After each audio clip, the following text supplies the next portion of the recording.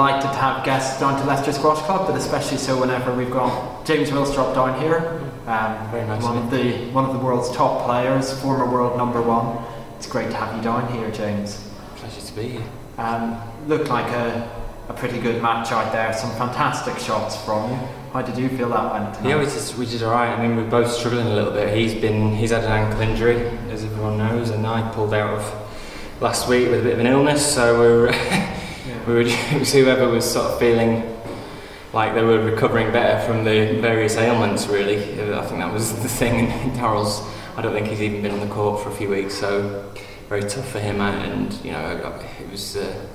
I probably just had a little bit more in the tank than him really at this moment, and that sometimes that happens in squash. Every player gets injured or ill at some point, and managing it is quite a key thing really, and recovering from it and whatever it is, So obviously, we were all very disappointed to see you have to pull out in the British Nationals earlier in the week. Yeah. You'd gone through pretty well, but just looked like you were.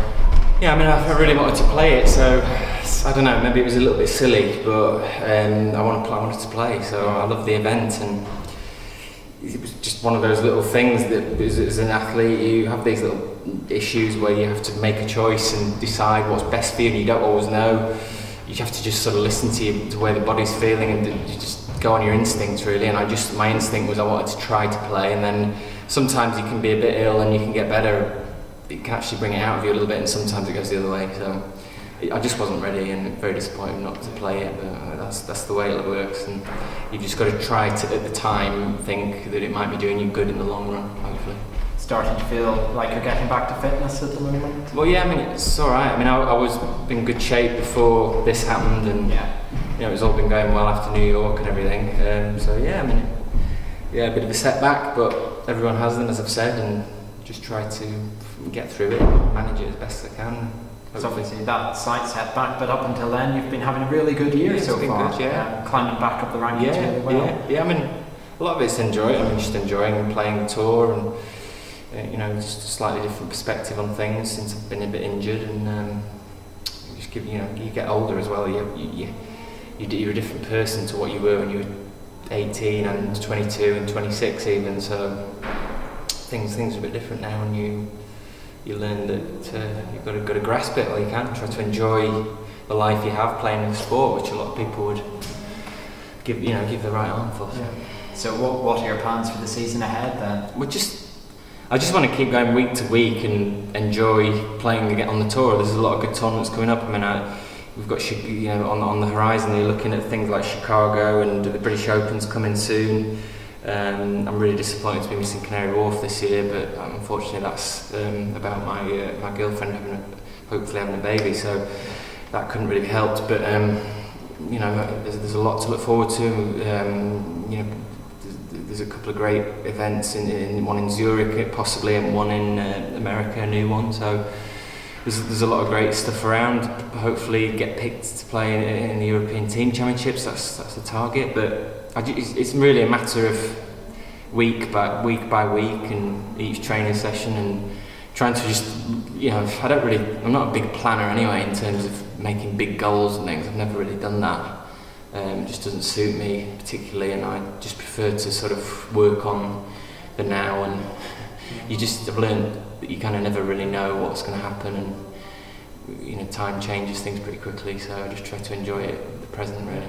So are you making any plans for thinking of stopping squash, or are you just saying absolutely not? No. It's only other people who do that for you, and they see the age creeping up, and that is a big thing. And I'm not one of those people who wants to go out on a high and all that stuff. It doesn't bother me all that. So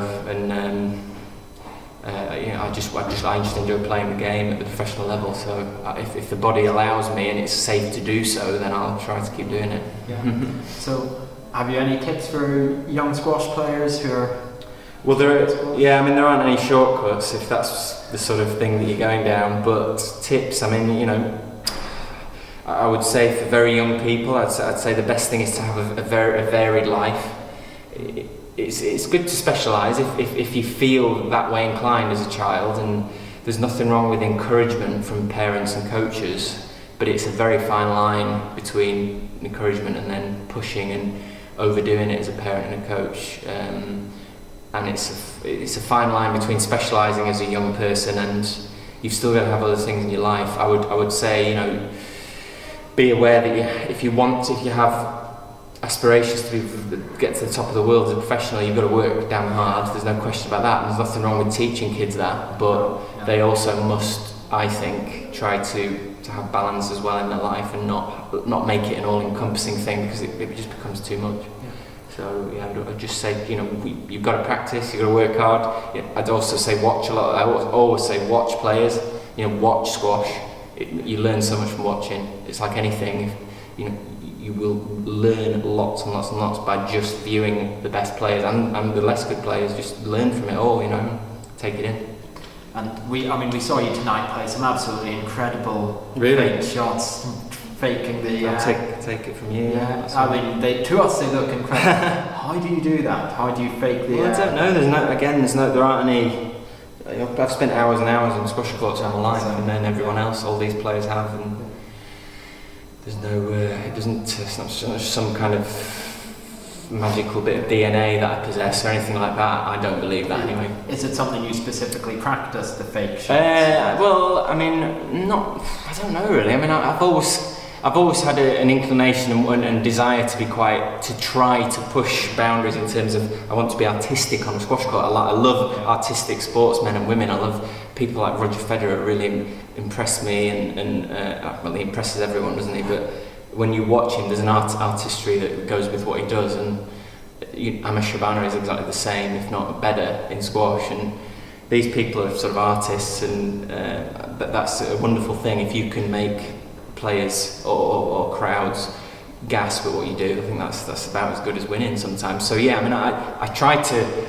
I have that inclination, but the practice is just day in day out, and that's just practice, and it probably just comes from the ball control that you build over many, many years. Well, I mean, you certainly made us gasp tonight. Thank you.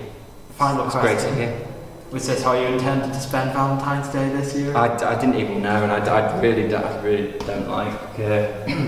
Yeah, it's just not my thing. That's what I so it's perfect for me. I much prefer being Leicester Squash Club. Brilliant. Well, we've been delighted to have you here. Thank you very much. It's been a pleasure, absolute pleasure. Loved it. Loved being here. Thank you. Cheers.